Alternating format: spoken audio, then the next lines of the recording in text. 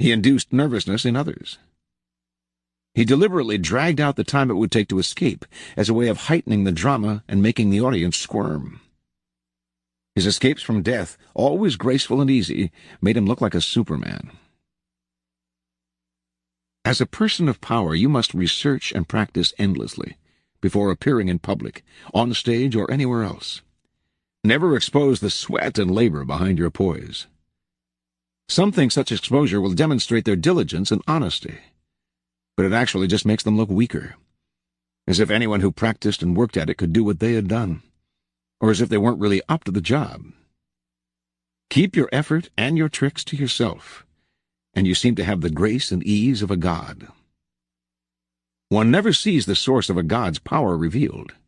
One only sees the effects. This from Adam's Curse by William Butler Yeats. A line of poetry will take us hours, maybe. Yet if it does not seem a moment's thought, our stitching and unstitching has been naught. Keys to Power. Humanity's first notions of power came from primitive encounters with nature.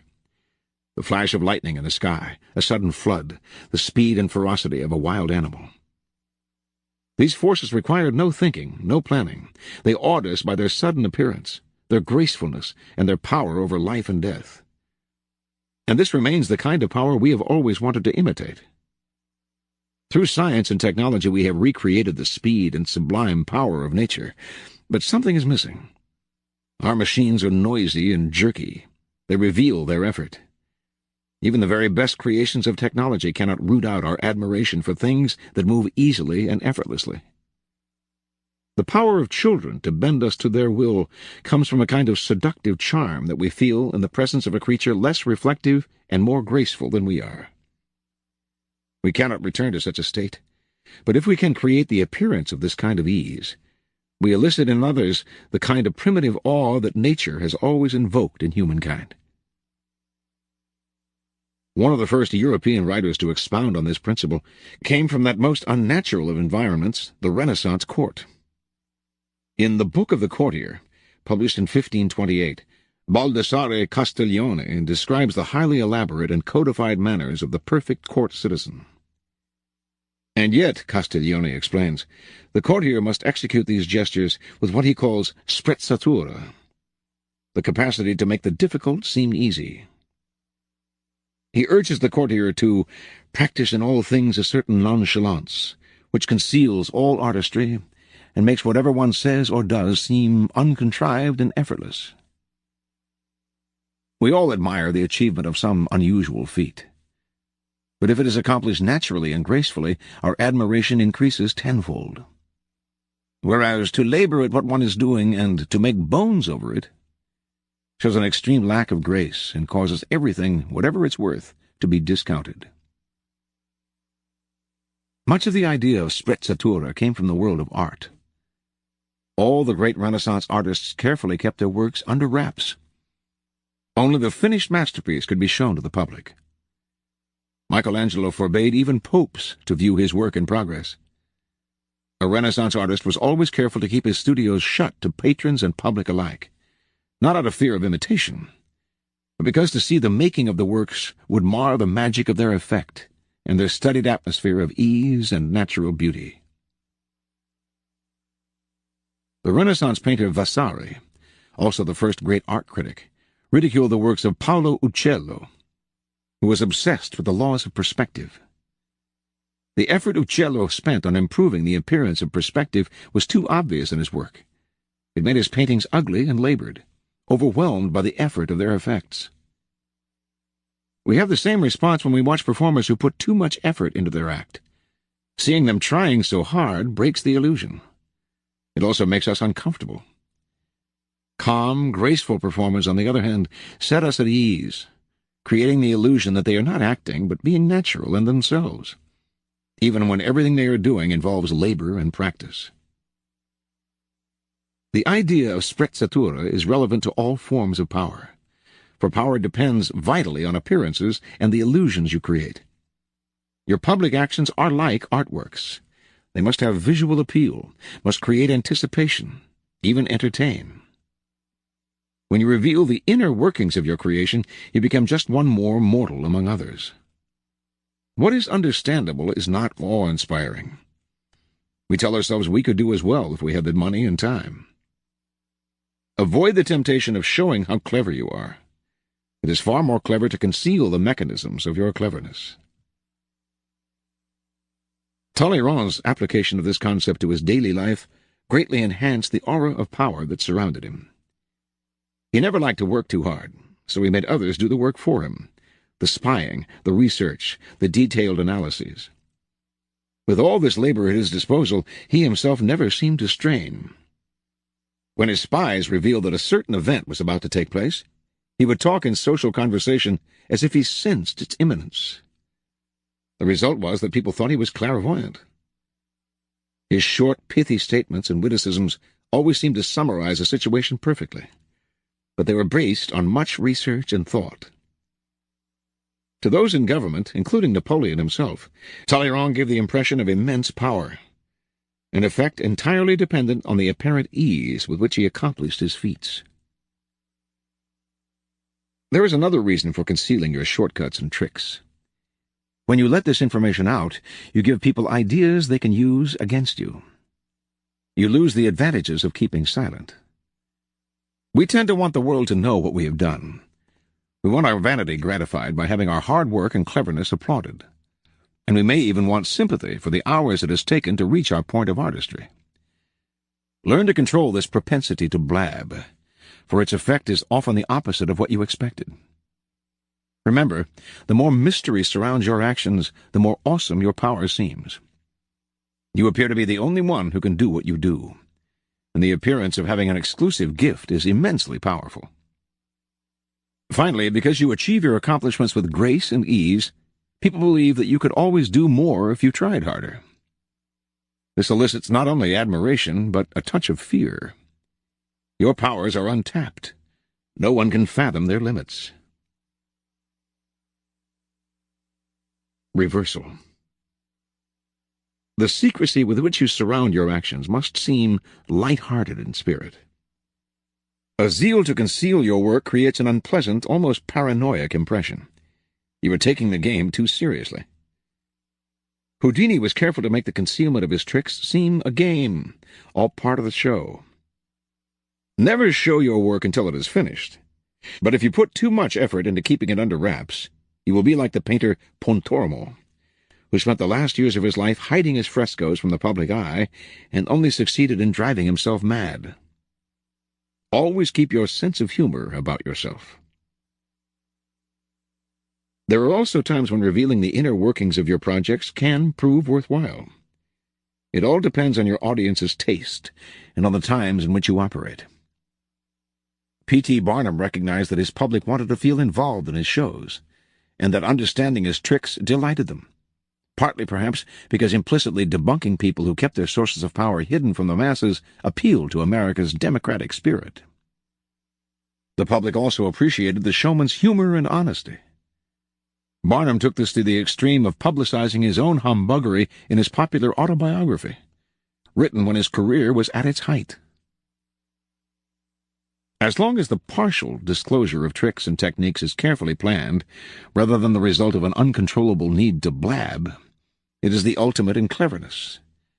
It gives the audience the illusion of being superior and involved, even while much of what you do remains concealed from them.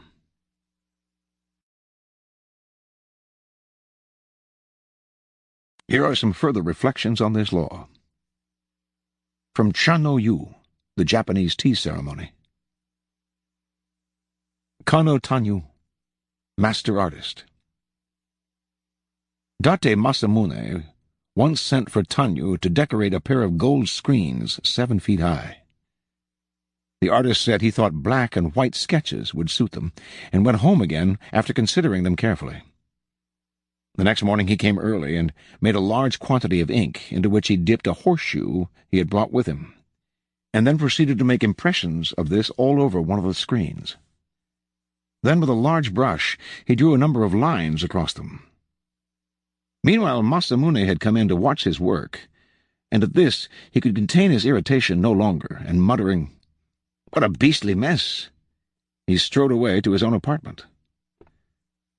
The retainers told Tanyu he was in a very bad temper indeed.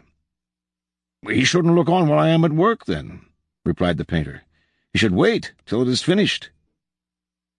Then he took up a smaller brush and dashed in touches here and there, and as he did so, the prints of the horseshoe turned into crabs, while the big broad strokes became rushes. He then turned to the other screen and splashed drops of ink all over it. And when he had added a few brush strokes here and there, they became a flight of swallows over willow trees. When Masamune saw the finished work, he was as overjoyed at the artist's skill as he had previously been annoyed at the apparent mess he was making of the screens. From the story of Sadi, as told in The Craft of Power. The Wrestling Master. There was once a wrestling master who was versed in 360 feints and holds. He took a special liking to one of his pupils, to whom he taught 359 of them over a period of time. Somehow he never got around to the last trick. As months went by, the young man became so proficient in the art that he bested everyone who dared to face him in the ring. He was so proud of his prowess that one day he boasted before the Sultan that he could readily whip his master, were it not out of respect for his age and gratitude for his tutelage.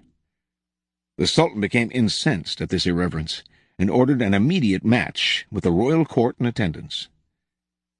At the gong the youth barged forward with a lusty yell, only to be confronted with the unfamiliar 360th feint. The master seized his former pupil, lifted him high above his head, and flung him crashing to the ground. The Sultan and the assembly let out a loud cheer. When the Sultan asked the master how he was able to overcome such a strong opponent, the master confessed that he had reserved a secret technique for himself, for just such a contingency. Then he related the lamentation of a master of archery who taught everything he knew. "No one has learned archery from me," the poor fellow complained, "who has not tried to use me as a butt in the end."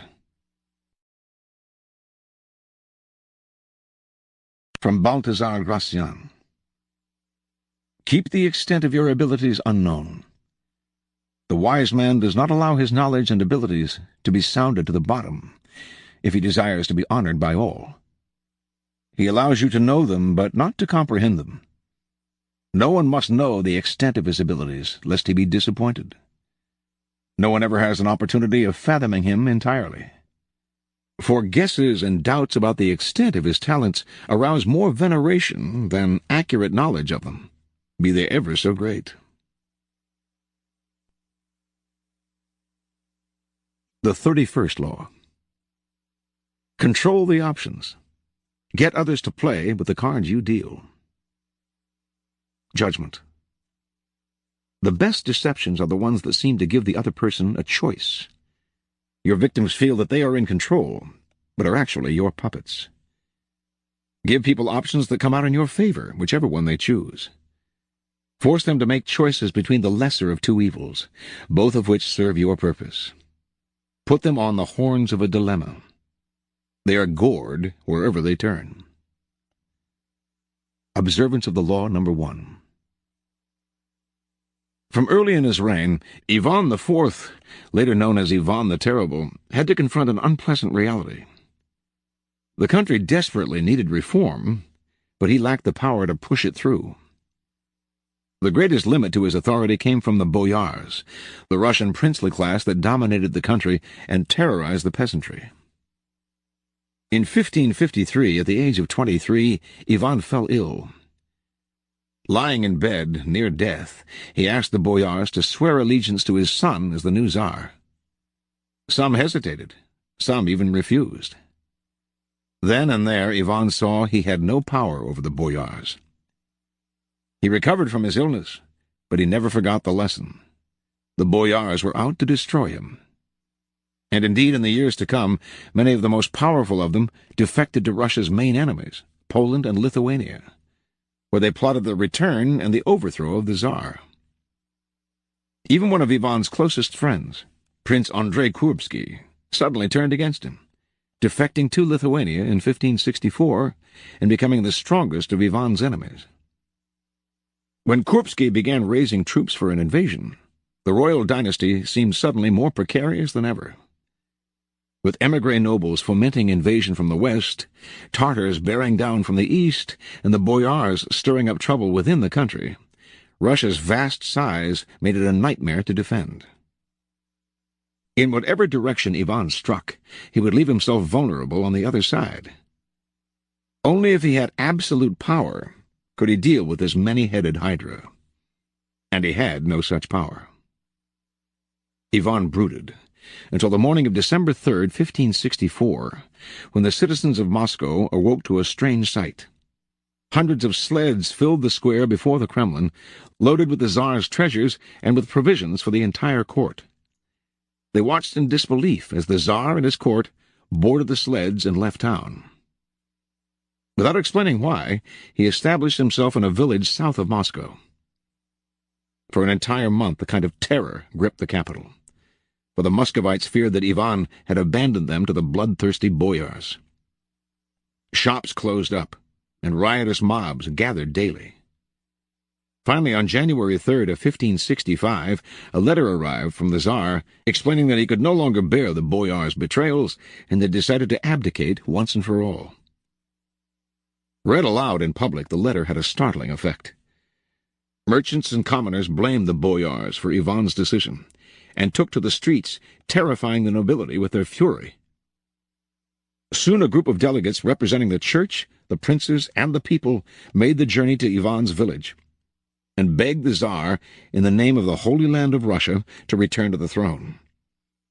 Ivan listened but would not change his mind. After days of hearing their pleas, however, he offered his subjects a choice.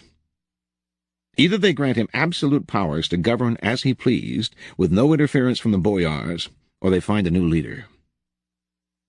Faced with a choice between civil war and the acceptance of despotic power, almost every sector of Russian society opted for a strong Tsar, calling for Ivan's return to Moscow and the restoration of law and order. In February, with much celebration, Ivan returned to Moscow. The Russians could no longer complain if he behaved dictatorially. They had given him this power themselves. Interpretation. Ivan the Terrible faced a terrible dilemma. To give in to the boyars would lead to certain destruction, but civil war would bring a different kind of ruin. Even if Ivan came out of such a war on top, the country would be devastated, and its divisions would be stronger than ever. His weapon of choice in the past had been to make a bold, offensive move. Now, however, that kind of move would turn against him. The more boldly he confronted his enemies, the worse the reactions he would spark. The main weakness in a show of force is that it stirs up resentment and eventually leads to a response that eats at your authority. Ivan, immensely creative in the use of power, saw clearly that the only path to the kind of victory he wanted was a false withdrawal. He would not force the country over to his position. He would give it options. Either his abdication and certain anarchy, or his accession to absolute power. To back up his move, he made it clear that he preferred to abdicate. "Call my bluff," he said, "and watch what happens." No one called his bluff. By withdrawing for just a month, he showed the country a glimpse of the nightmares that would follow his abdication. Tartar invasions, civil war, ruin. All of these did eventually come to pass after Ivan's death, in the infamous Time of the Troubles. Withdrawal and disappearance are classic ways of controlling the options. You give people a sense of how things will fall apart without you, and you offer them a choice. I stay away and you suffer the consequences, or I return under circumstances that I dictate. In this method of controlling people's options, they choose the option that gives you power, because the alternative is just too unpleasant.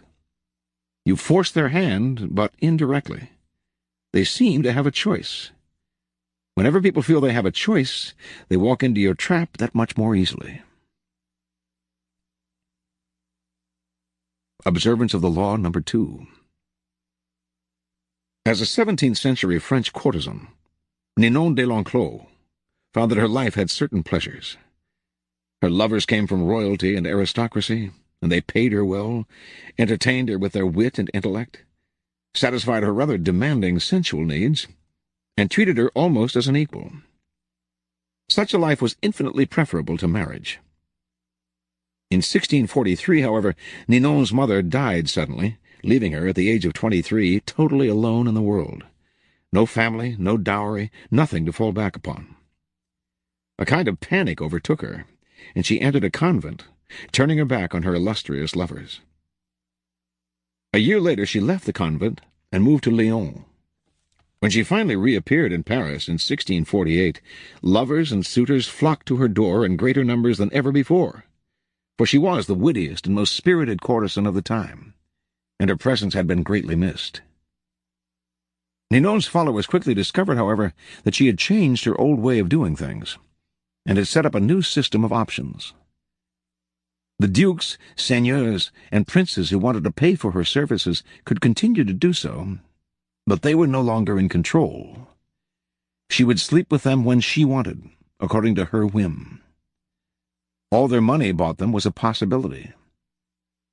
If it was her pleasure to sleep with them only once a month, so be it. Those who did not want to be what Ninon called a payeur could join the large and growing group of men she called her martyrs, men who visited her apartment principally for her friendship, her biting wit, her lute-playing, in the company of the most vibrant minds of the period, including Molière, La Rochefoucauld, and Saint-Evremond. The martyrs, too, however, entertained a possibility. She would regularly select from them a favori, a man who would become her lover without having to pay, and to whom she would abandon herself completely for as long as she so desired. A week, a few months, rarely longer. A payeur could not become a favori, but a martyr had no guarantee of becoming one, and indeed could remain disappointed for an entire lifetime. The poet Charlevoix, for example, never enjoyed Ninon's favors, but never stopped coming to visit. He did not want to do without her company. As word of the system reached polite French society, Ninon became an object of intense hostility. Her reversal of the position of the courtesan scandalized the Queen Mother and her court. Much to their horror, however, it did not discourage her male suitors. Indeed, it only increased their numbers and intensified their desire. It became an honor to be a payeur, helping Ninon to maintain her lifestyle and her glittering salon, accompanying her sometimes to the theater, and sleeping with her when she chose. Even more distinguished were the martyrs, enjoying her company without paying for it, and maintaining the hope, however remote, of someday becoming her favori. That possibility spurred on many a young nobleman, as word spread that none among the courtesans could surpass Ninon in the art of love. And so the married and the single, the old and the young, entered her web and chose one of the two options presented to them, both of which amply satisfied her. Interpretation. The life of the courtesan entailed the possibility of a power that was denied a married woman, but it also had obvious perils. The man who paid for the courtesan's services in essence owned her, determining when he could possess her and when, later on, he would abandon her. As she grew older, her options narrowed as fewer men chose her. To avoid a life of poverty, she had to amass her fortune while she was young. The courtesan's legendary greed, then, reflected a practical necessity, yet also lessened her allure, since the illusion of being desired is important to men, who are often alienated if their partner is too interested in their money. As the courtesan aged, then, she faced a most difficult fate. Ninon de l'Enclos had a horror of any kind of dependence. She early on tasted a kind of equality with her lovers, and she would not settle into a system that left her such distasteful options. Strangely enough, the system she devised in its place seemed to satisfy her suitors as much as it did her. The payeurs may have had to pay, but the fact that Ninon would only sleep with them when she wanted to gave them a thrill unavailable with every other courtesan. She was yielding out of her own desire. The martyrs' avoidance of the taint of having to pay gave them a sense of superiority. As members of Ninon's fraternity of admirers, they also might someday experience the ultimate pleasure of being her favori. Finally, Ninon did not force her suitors into either category. They could choose which side they preferred, a freedom that left them a vestige of masculine pride. Such is the power of giving people a choice, or rather the illusion of one, for they are playing with cards you have dealt them. Where the alternative set up by Ivan the Terrible involved a certain risk, one option would have led to his losing his power. Ninon created a situation in which every option redounded to her favor. From the payeurs she received the money she needed to run her salon, and from the martyrs she gained the ultimate in power. Power. She could surround herself with a bevy of admirers, a harem from which to choose her lovers. The system, though, depended on one critical factor: the possibility, however remote, that a martyr could become a favori. The illusion that riches, glory, or sensual satisfaction may someday fall into your victim's lap is an irresistible carrot to include in your list of choices. That hope, however slim, will make men accept the most ridiculous situations, because it leaves them the all-important option of a dream. The illusion of choice, married to the possibility of future good fortune, will lure the most stubborn sucker into your glittering web. Keys to power. Words like freedom, options, and choice evoke a power of possibility far beyond the reality of the benefits they entail. When examined closely, the choices we have, in the marketplace, in elections, in our jobs, tend to have noticeable limitations. They are often a matter of a choice simply between A and B, with the rest of the alphabet left out of the picture. Yet as long as the faintest mirage of choice flickers on, we rarely focus on the missing options. We choose to believe that the game is fair, and that we have our freedom. We prefer not to think too much about the depth of our liberty to choose. This unwillingness to probe the smallness of our choices stems from the fact that too much freedom creates a kind of anxiety. The phrase unlimited options sounds infinitely promising, but unlimited options would actually paralyze us and cloud our ability to choose. Our limited range of choices comforts us. This supplies the clever and cunning with enormous opportunities for deception. For people who are choosing between alternatives find it hard to believe they are being manipulated or deceived. They cannot see that you are allowing them a small amount of free will in exchange for a much more powerful imposition of your own will. Setting up a narrow range of choices, then, should always be a part of your deceptions. There is a saying: if you can get the bird to walk into the cage on its own, it will sing that much more prettily. The following are among the most common forms of controlling the options. Color the choices. This was a favorite technique of Henry Kissinger. As President Richard Nixon's Secretary of State, Kissinger considered himself better informed than his boss, and believed that in most situations he could make the best decision on his own. But if he tried to determine policy, he would offend or perhaps enrage a notoriously insecure man. So Kissinger would propose 3 or 4 choices of action for each situation, and would present them in such a way that the one he preferred always seemed the best solution compared to the others. Time after time, Nixon fell for the bait, never suspecting that he was moving where Kissinger pushed him. This is an excellent device to use on an insecure master. Force the resistor. One of the main problems faced by Dr. Milton H. Erickson, a pioneer of hypnosis therapy in the 1950s, was the relapse. His patients might seem to be recovering rapidly, but their apparent susceptibility to the therapy masked a deep resistance. They would soon relapse into old habits, blame the doctor, and stop coming to see him. To avoid this, Erickson began ordering some patients to have a relapse, to make themselves feel as bad as when they first came in, to go back to square one. Faced with this option, the patients would usually choose to avoid the relapse, which, of course, was what Erickson really wanted. This is a good technique to use on children and other willful people who enjoy doing the opposite of what you ask them to. Push them to choose what you want them to do by appearing to advocate the opposite.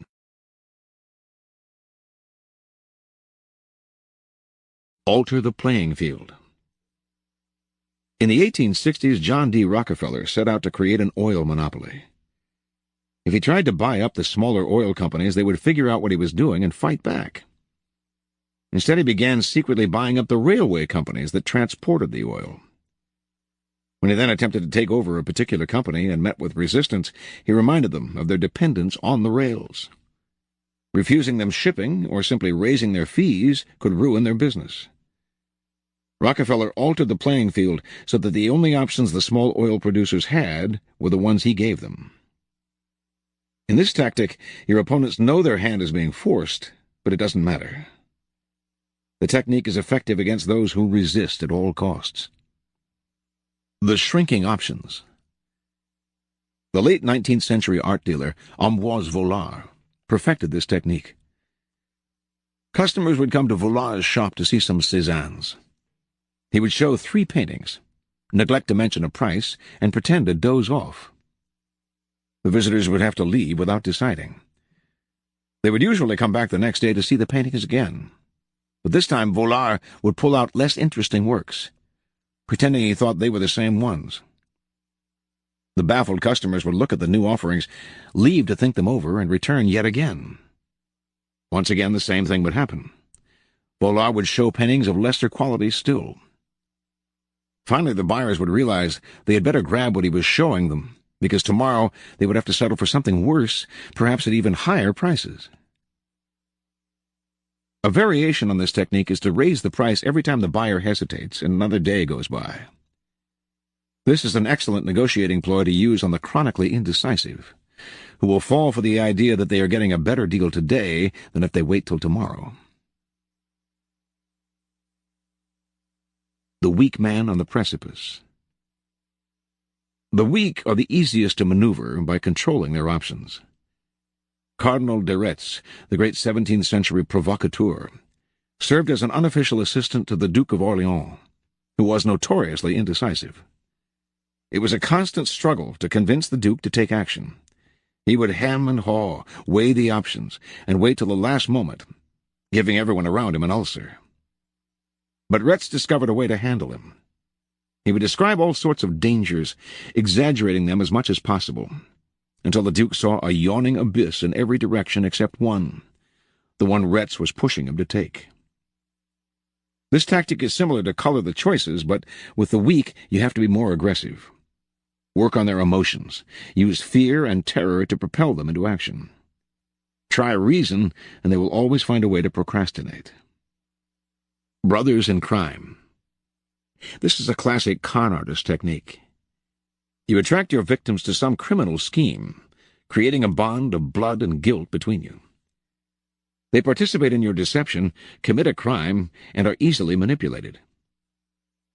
Serge Stavisky, the great French con artist of the 1920s, so entangled the government in his scams and swindles that the state did not dare prosecute him, and chose to leave him alone. It is often wise to implicate in your deceptions the very person who can do you the most harm if you fail. Their involvement can be subtle. Even a hint of their involvement will narrow their options and buy their silence. The horns of a dilemma. This idea was demonstrated by General William Sherman's infamous march through Georgia during the American Civil War. Although the Confederates knew what direction Sherman was heading in, they never knew if he would attack from the left or the right, for he divided his army into 2 wings, and if the rebels retreated from one wing, they found themselves facing the other. This is a classic trial lawyer's technique. The lawyer leads the witnesses to decide between 2 possible explanations of an event, both of which poke a hole in their story. They have to answer the lawyer's questions, but whatever they say, they hurt themselves. The key to this move is to strike quickly. Deny the victim the time to think of an escape. As they wriggle between the horns of the dilemma, they dig their own grave. Understand, in your struggles with your rivals, it will often be necessary for you to hurt them. And if you are clearly the agent of their punishment, expect a counterattack, expect revenge. If, however, they seem to themselves to be the agents of their own misfortune, they will submit quietly. When Ivan left Moscow for his rural village, the citizens asking him to return agreed to his demand for absolute power. Over the years to come, they resented him less for the terror he unleashed on the country, because, after all, they had granted him his power themselves. This is why it is always good to allow your victims their choice of poison, and to cloak your involvement in providing it to them as far as possible. Reversal. Controlling the options has one main purpose: to disguise yourself as the agent of power and punishment. The tactic works best, then, for those whose power is fragile, and who cannot operate too openly without incurring suspicion, resentment, and anger. Even as a general rule, however, it is rarely wise to be seen as exerting power directly and forcefully, no matter how secure or strong you are. It is usually more elegant and more effective to give people the illusion of choice. On the other hand, by limiting other people's options, you sometimes limit your own. There are situations in which it is to your advantage to allow your rivals a large degree of freedom. As you watch them operate, you give yourself rich opportunities to spy, gather information, and plan your deceptions. The 19th century banker James Rothschild liked this method. He felt that if he tried to control his opponent's movements, he lost the chance to observe their strategy and plan a more effective course. The more freedom he allowed them in the short term, the more forcefully he could act against them in the long run. Here are some further reflections on this law. From the Little Brown Book of Anecdotes. The German Chancellor Bismarck, enraged at the constant criticisms from Rudolf Virchow, the German pathologist and liberal politician, had his seconds call upon the scientist to challenge him to a duel. "As the challenged party, I have the choice of weapons," said Virchow, "and I choose these." He held aloft two large and apparently identical sausages. "One of these," he went on, "is infected with deadly germs. The other is perfectly sound. Let His Excellency decide which one he wishes to eat, and I will eat the other." Almost immediately the message came back that the Chancellor had decided to cancel the duel. From an Armenian folk tale. The Liar. Once upon a time there was a king of Armenia who, being of a curious turn of mind and in need of some new diversion, sent his heralds throughout the land to make the following proclamation: "Hear this! Whatever man among you can prove himself the most outrageous liar in Armenia shall receive an apple made of pure gold from the hands of His Majesty the King." People began to swarm to the palace from every town and hamlet in the country, people of all ranks and conditions, princes, merchants, farmers, priests, rich and poor, tall and short, fat and thin. There was no lack of liars in the land, and each one told his tale to the king. A ruler, however, has heard practically every sort of lie, and none of those now told him convinced the king that he had listened to the best of them. The king was beginning to grow tired of his new sport, and was thinking of calling the whole contest off without declaring a winner, when there appeared before him a poor, ragged man, carrying a large earthenware pitcher under his arm. "What can I do for you?" asked His Majesty. "Sire," said the poor man, slightly bewildered, "surely you remember? You owe me a pot of gold, and I have come to collect it." "You are a perfect liar, sir," exclaimed the king. "I owe you no money." "A perfect liar, am I?" said the poor man. "Then give me the golden apple." The king, realizing that the man was trying to trick him, started to hedge. No, you are not a liar." "Then give me the pot of gold you owe me, sire," said the man. The king saw the dilemma. He handed over the golden apple. From the Little Brown Book of Anecdotes. J.P. Morgan Sr. once told a jeweler of his acquaintance that he was interested in buying a pearl scarf pin. Just a few weeks later, the jeweler happened upon a magnificent pearl. He had it mounted in an appropriate setting and sent it to Morgan, together with a bill for $5,000. The following day, the package was returned. Morgan's accompanying note read, I like the pen, but I don't like the price. If you will accept the enclosed check for $4,000, please send back the box with the seal unbroken." The enraged jeweler refused the check and dismissed the messenger in disgust. He opened up the box to reclaim the unwanted pin, only to find that it had been removed. In its place was a check for $5,000.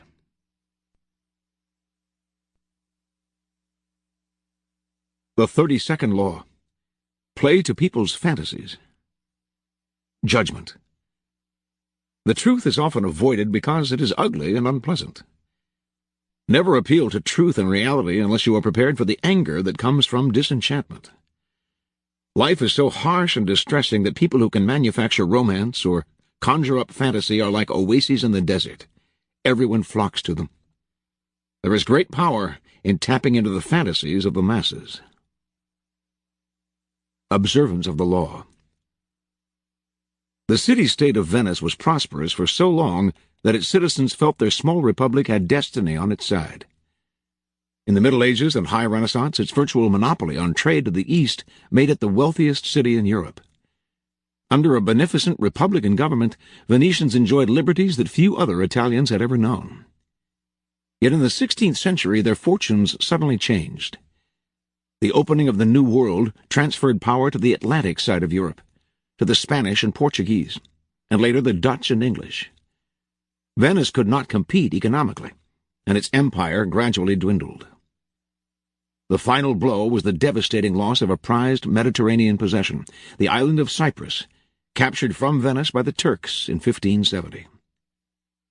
Now noble families went broke in Venice, and banks began to fold. A kind of gloom and depression settled over the citizens. They had known a glittering past, had either lived through it or heard stories about it from their elders. The closeness of the glory years was humiliating. The Venetians half believed that the goddess Fortune was only playing a joke on them, and that the old days would soon return.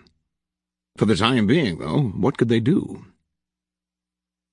In 1589, rumors began to swirl around Venice of the arrival, not far away, of a mysterious man called Il Bragadino, a master of alchemy, a man who had won incredible wealth through his ability, it was said, to multiply gold through the use of a secret substance. The rumors spread quickly because a few years earlier, a Venetian nobleman passing through Poland had heard a learned man prophesy that Venice would recover her past glory and power if she could find a man who understood the alchemic art of manufacturing gold. And so, as word reached Venice of the gold this Bragadino possessed, he clinked gold coins continuously in his hands, and golden objects filled his palace. Some began to dream. Through him, their city would prosper again. Members of Venice's most important noble families accordingly went together to Brescia, where Bragadino lived. They toured his palace and watched in awe as he demonstrated his gold-making abilities, taking a pinch of seemingly worthless minerals and transforming it into several ounces of gold dust. The Venetian Senate prepared to debate the idea of extending an official invitation to Bragadino to stay in Venice at the city's expense, when word suddenly reached them that they were competing with the Duke of Mantua for his services. They heard of a magnificent party in Bragadino's palace for the Duke, featuring garments with golden buttons, gold watches, gold plates, and on and on. Worried they might lose Bragadino to Mantua, the Senate voted almost unanimously to invite him to Venice, promising him the mountain of money he would need to continue living in his luxurious style, but only if he came right away. Late that year, the mysterious Bragadino arrived in Venice. With his piercing dark eyes under thick brows and the two enormous black mastiffs that accompanied him everywhere, he was forbidding and impressive. He took up residence in a sumptuous palace on the island of Giudecca, with the Republic funding his banquets, his expensive clothes, and all his other whims. A kind of alchemy fever spread through Venice. On street corners, hawkers would sell coal, distilling apparatus, bellows, how-to books on the subject. Everyone began to practice alchemy. Everyone except Bragadino. The alchemists seemed to be in no hurry to begin manufacturing the gold that would save Venice from ruin. Strangely enough, this only increased his popularity and following. People thronged from all over Europe, even Asia, to meet this remarkable man. Months went by, with gifts pouring into Bragadino from all sides. Still, he gave no sign of the miracle that the Venetians confidently expected him to produce. Eventually, the citizens began to grow impatient, wondering if he would wait forever. At first, the senators warned them not to hurry him. He was a capricious devil who needed to be cajoled. Finally, though, the nobility began to wonder too, and the Senate came under pressure to show a return on the city's ballooning investment.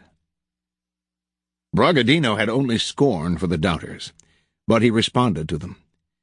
He had, he said, already deposited in the city's mint the mysterious substance with which he multiplied gold.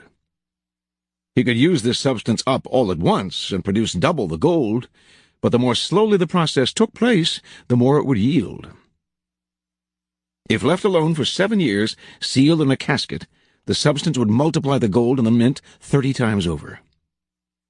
Most of the senators agreed to wait to reap the gold mine Bragadino promised. Others, however, were angry. 7 more years of this man living royally at the public trough. And many of the common citizens of Venice echoed these sentiments. Finally, the alchemist's enemies demanded he produce a proof of his skills, a substantial amount of gold, and soon. Lofty, apparently devoted to his art, Bragadino responded that Venice, in its impatience, had betrayed him, and would therefore lose his services.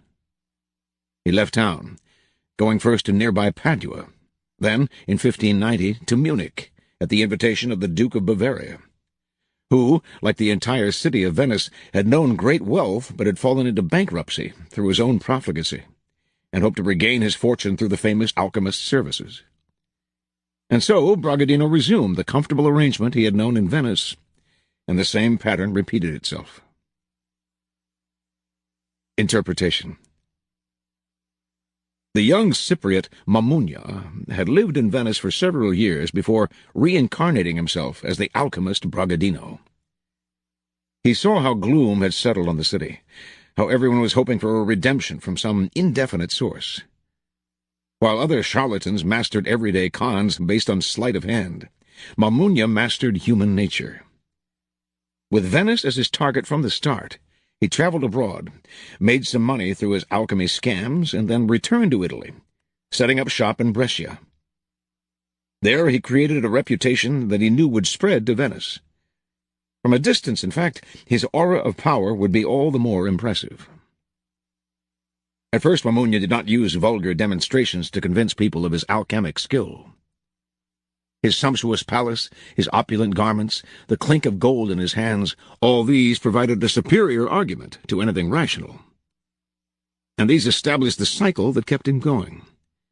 His obvious wealth confirmed his reputation as an alchemist, so that patrons like the Duke of Mantua gave him money, which allowed him to live in wealth, which reinforced his reputation as an alchemist, and so on. Only once his reputation was established, and dukes and senators were fighting over him, did he resort to the trifling necessity of a demonstration. By then, however, people were easy to deceive. They wanted to believe. The Venetian senators who watched him multiply gold wanted to believe so badly that they failed to notice the glass pipe up its sleeve, from which he slipped gold dust into its pinches of minerals. Brilliant and capricious, he was the alchemist of their fantasies. And once he had created an aura like this, no one noticed his simple deceptions. Such is the power of the fantasies that take root in us, especially in times of scarcity and decline. People rarely believe that their problems arise from their own misdeeds and stupidity. Someone or something out there is to blame. The other, the world, the gods. And so salvation comes from the outside as well. Had Bragadino arrived in Venice armed with a detailed analysis of the reasons behind the city's economic decline, and of the hard-nosed steps that it could take to turn things around, he would have been scorned. The reality was too ugly, and the solution too painful, mostly the kind of hard work that the citizens' ancestors had mustered to create an empire. Fantasy, on the other hand, in this case the romance of alchemy, was easy to understand and infinitely more palatable. To gain power, you must be a source of pleasure for those around you. and pleasure comes from playing to people's fantasies. Never promise a gradual improvement through hard work. Rather, promise the moon, the great and sudden transformation, the pot of gold. As David Hume said, no man need despair of gaining converts to the most extravagant hypothesis who has art enough to represent it in favorable colors. Keys to power. Fantasy can never operate alone. It requires the backdrop of the humdrum and the mundane. It is the oppressiveness of reality that allows fantasy to take root and bloom. In 16th century Venice, the reality was one of decline and loss of prestige. The corresponding fantasy described a sudden recovery of past glories through the miracle of alchemy. While the reality only got worse, the Venetians inhabited a happy dream world in which their city restored its fabulous wealth and power overnight, turning dust into gold. The person who can spin a fantasy out of an oppressive reality has access to untold power. As you search for the fantasy that will take hold of the masses, then, keep your eye on the banal truths that weigh heavily on us all. Never be distracted by people's glamorous portraits of themselves and their lives. Search and dig for what really imprisons them. Once you find that, you have the magical key that will put great power in your hands.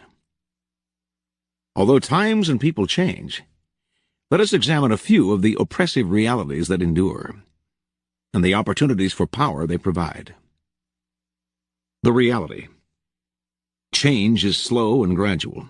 It requires hard work, a bit of luck, a fair amount of self-sacrifice, and a lot of patience. The fantasy. A sudden transformation will bring total change in one's fortunes, bypassing work, luck, self-sacrifice, and time in one fantastic stroke. This is, of course, the fantasy par excellence of the charlatans who prowl among us to this day, and was the key to Bragadino's success. Promise a great and total change, from poor to rich, sickness to health, misery to ecstasy, and you will have followers. How did the great 16th-century German quack Leonhard Tyrneiser become the court physician for the Elector of Brandenburg without ever studying medicine?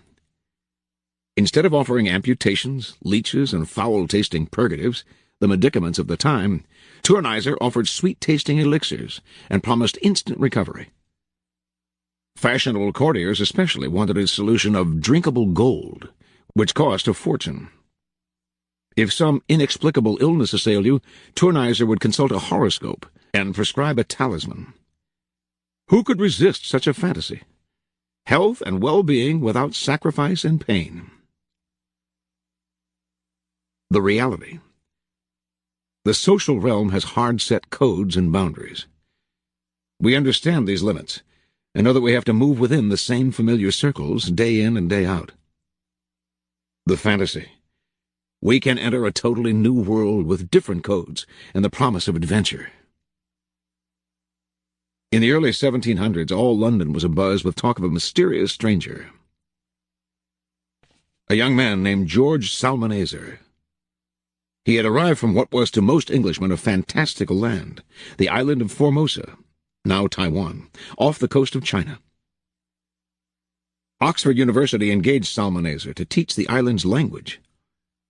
A few years later, he translated the Bible into Formosan, then wrote a book, an immediate bestseller, on Formosa's history and geography.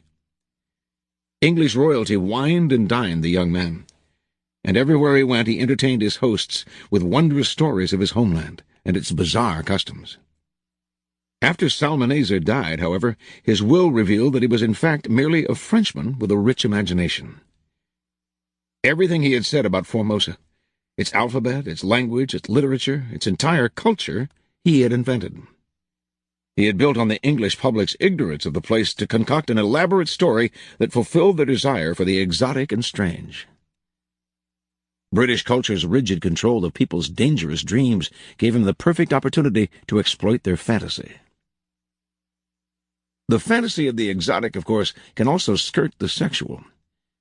It must not come too close, though, for the physical hinders the power of fantasy. It can be seen, grasped, and then tired of, the fate of most courtesans. The bodily charms of the mistress only whet the master's appetite for more and different pleasures, a new beauty to adore.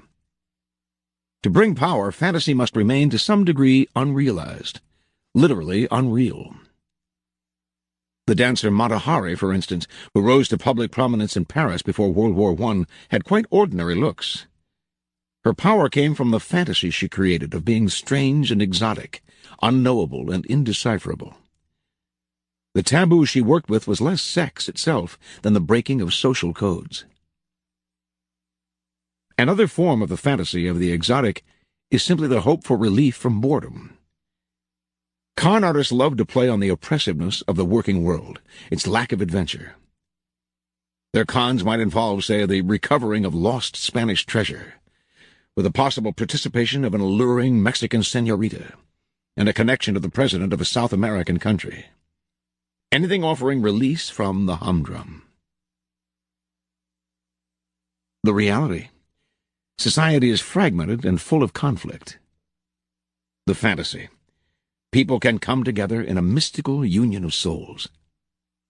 In the 1920s, the con man Oscar Hartzell made a quick fortune out of the age-old Sir Francis Drake swindle, basically promising any sucker who happened to be surnamed Drake a substantial share of the long-lost Drake treasure, to which Hartzell had access. Thousands across the Midwest fell for the scam, which Hartzell cleverly turned into a crusade against the government and everyone else who was trying to keep the Drake fortune out of the rightful hands of its heirs. There developed a mystical union of the oppressed Drakes, with emotional rallies and meetings. Promise such a union, and you can gain much power. But it is a dangerous power that can easily turn against you. This is a fantasy for demagogues to play on. The reality. Death. The dead cannot be brought back. The past cannot be changed. The fantasy. A sudden reversal of this intolerable fact. This con has many variations, but requires great skill and subtlety. The beauty and importance of the art of Vermeer have long been recognized, but his paintings are small in number and are extremely rare. In the 1930s, though, Vermeers began to appear on the art market. Experts were called upon to verify them and pronounce them real. Possession of these new Vermeers would crown a collector's career. It was like the resurrection of Lazarus. In a strange way, Vermeer had been brought back to life. The past had been changed. Only later did it come out that the new Vermeers were the work of a middle-aged Dutch forger named Han van Meekeren. He had chosen Vermeer for his scam because he understood fantasy. The paintings would seem real precisely because the public and the experts as well so desperately wanted to believe they were. Remember, the key to fantasy is distance. The distant has allure and promise, seems simple and problem-free. What you are offering then should be ungraspable. Never let it become oppressively familiar. It is the mirage in the distance, withdrawing as the sucker approaches. Never be too direct in describing the fantasy. Keep it vague. As a forger of fantasies, let your victim come close to see and be tempted, but keep him far away enough that he stays dreaming and desiring. Reversal. If there is power in tapping into the fantasies of the masses, there is also danger. Fantasy usually contains an element of play. The public half realizes it's being duped, but it keeps the dream alive anyway, relishing the entertainment and the temporary diversion from the everyday that you are providing. So keep it light. Never come too close to the place where you are actually expected to produce results. That place may prove extremely hazardous. After Bragadino established himself in Munich, he found that the sober-minded Bavarians had far less faith in alchemy than the temperamental Venetians.